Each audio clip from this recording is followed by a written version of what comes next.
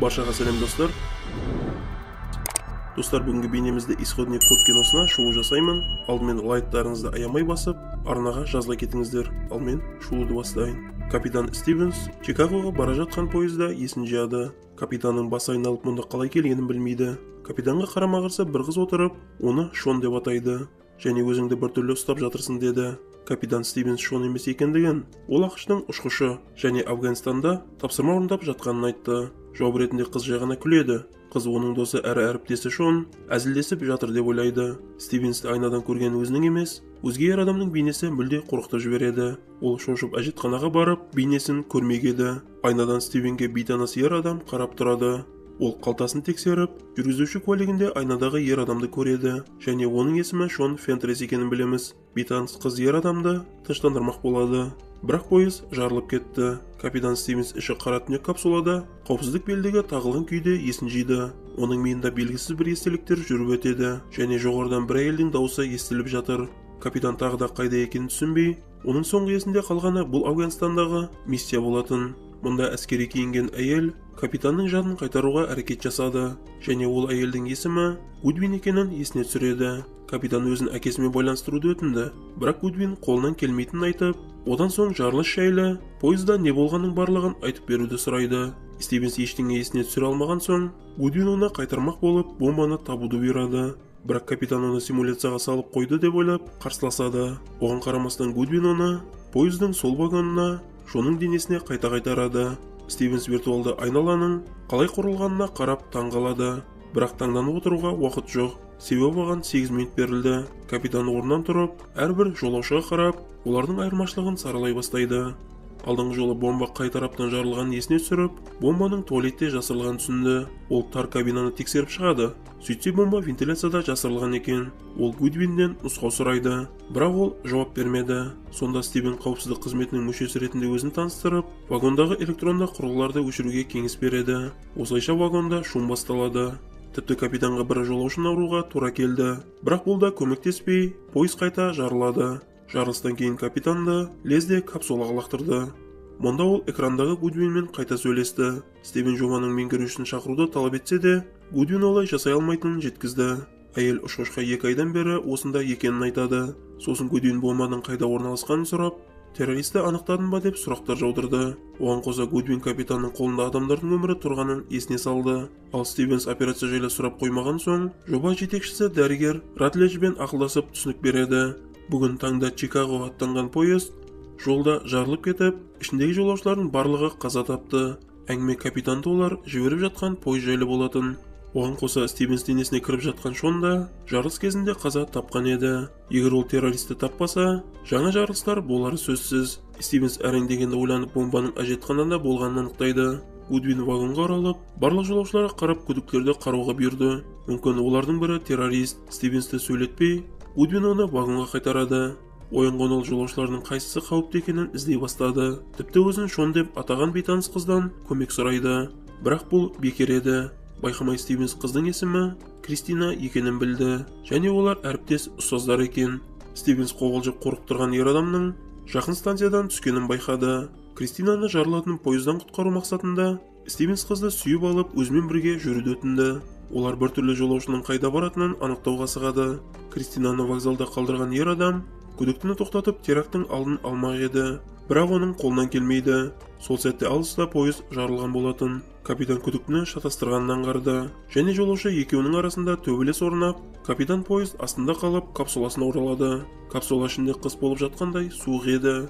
Стивенс Гудвиннен көмек сұрайды, бірақ ол үнсіз. Ол дәрігермен ақауды дұрыстауға тырысып жатыр. Стивенс енді суықтан қатып қалатын түсінді. Сондықтан өзі 1-2 сымды жалғап, капсула іші қайта жылай бастайды.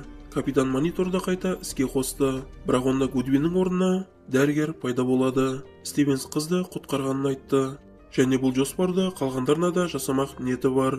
Бірақ дәрігер Радледж бұл істің мағынасы жоқ екенін айтты, және олардың технологияларының қалай жұмыс жасайтынын түсіндірмек еді.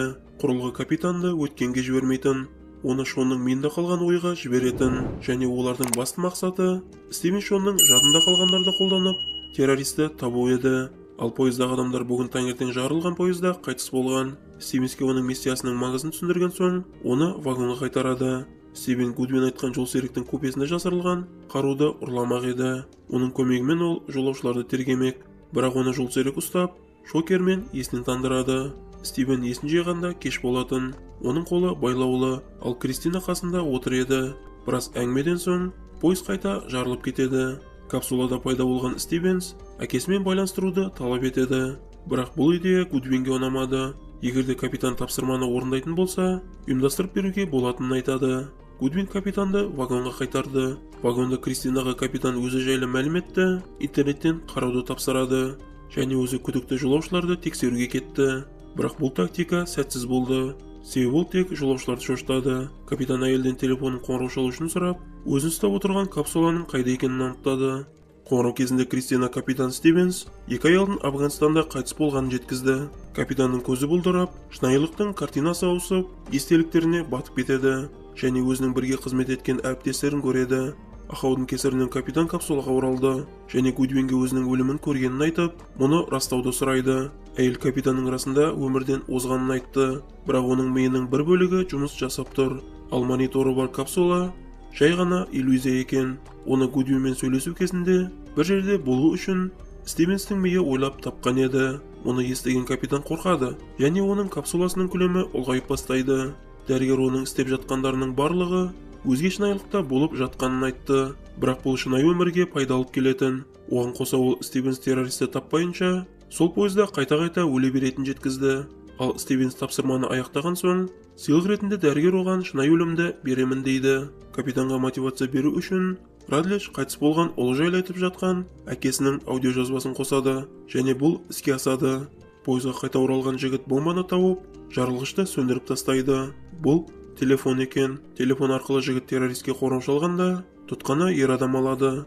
Ал капитан әжетханадан шығып, керекті адамды іздейді.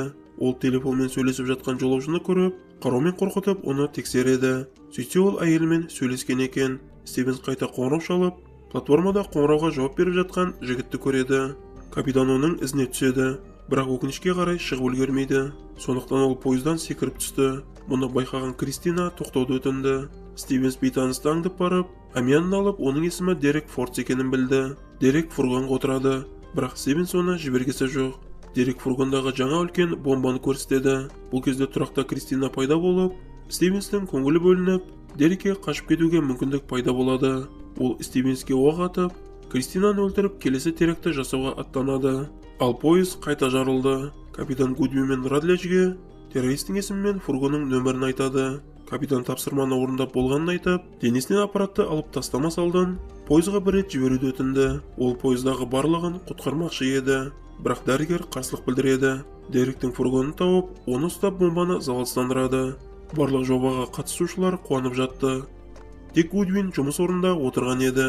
Стивенс әйелден тағы бір рет өзін пойызға жіберуді көндіреді. Ал 8 минут өткен соң, оның денесін өшіре беруге болатын. Пойызға қайтқан Стивенс бомбаны дереу залалсыздандырады, және Деректі ұстап алып, оның терактары жүзеге аспайтынын айтып, оны байлап полицияға хабар береді. Террористің шаруасын бітірген соң, оның телефон арқылы Гудвинге хабарлама жіберді. Сосын капитан Стивенстің әріптесі ретінде әкесіне қоңырау шалды.